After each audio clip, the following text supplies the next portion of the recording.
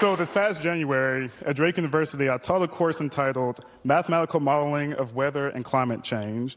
It was there that we studied the famous killing curve, and I was quite alarmed to read that this year carbon emissions have reached record levels.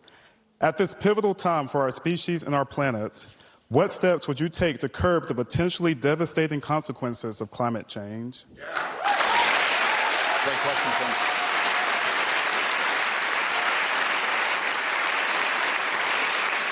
Terrence, thank you for the question and for directing our focus on the most urgent priority facing all of us. Yesterday, I spent part of the day in downtown Davenport.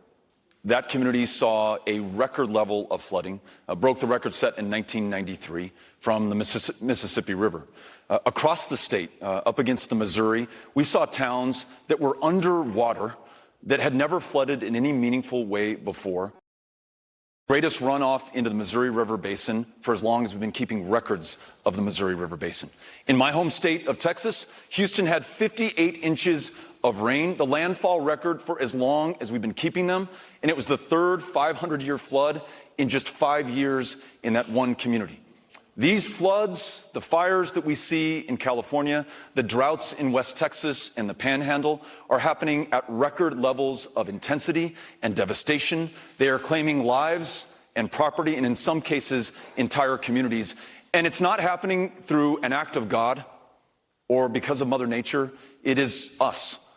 Our emissions, our excesses, our own inaction in the face of the facts and the science and the truth has produced these results, and the trajectory that we are on right now will make the devastation that we just described pale in comparison unless we take action at this moment.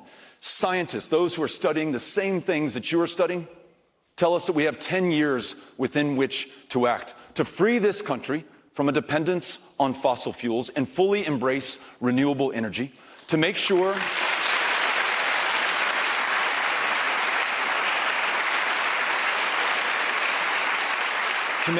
that this planet is habitable for the generations that follow us. We were able to release a plan. It's the most ambitious plan to confront climate change that this country has ever seen. It gets us to net zero greenhouse gas emissions by 2050, halfway there by 2030. It mobilizes $5 trillion over the next 10 years, not just to make sure that we adopt and innovate the next technologies for us and for the world, but to help those in Davenport and Pacific Junction and on the front lines of climate change weather these storms and floods as they come with greater frequency and greater devastation. And then we elevate those communities, very often lower income communities and communities of color that have borne the brunt of pollution and climate change over the decades that has been happening here in this country. If we do all of that, all of us doing our part, including farmers, when we free technologies like precision till and no-till agriculture, pay them for the public service and the environmental service of capturing carbon,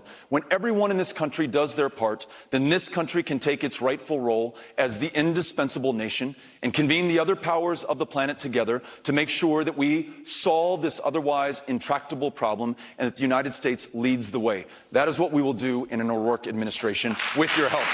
Thank you. Appreciate it. Thanks.